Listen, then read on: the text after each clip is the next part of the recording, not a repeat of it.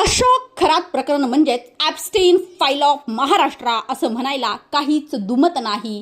कारण या कॅप्टन खरातबद्दल लोकांचं असणारं मत, लोकांची असणारी ठाम भूमिका आणि हा जनक्रोश तुम्ही पाहू शकता. इतकंच नाही तर गनिमी कावा संघटनेने याच्या विरुद्ध जोडमार आंदोलन चालू केलेलं आहे. गृहमंत्र्यांनी लवकरात लवकर राजीनामा द्यावा अशी ही लोकांची ठाम भूमिका आहे.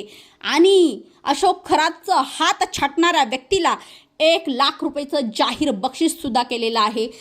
तर याच्याकडे गृहमंत्र्यांनी गांभीर्यानं लक्ष द्यावं, कारण हे प्रकरण अजूनसुद्धा उग्र स्वरूपाचं होऊ शकतं. कारण या अशोक खरातवरती वरदहस्त होता कोणाचा?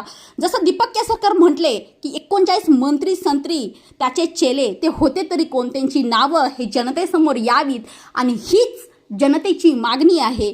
कारण वरदहस्त असल्याशिवाय एवढं मोठं रॅकेट कोणाच्या अंडर चालू होतं हे जनतेला कळणं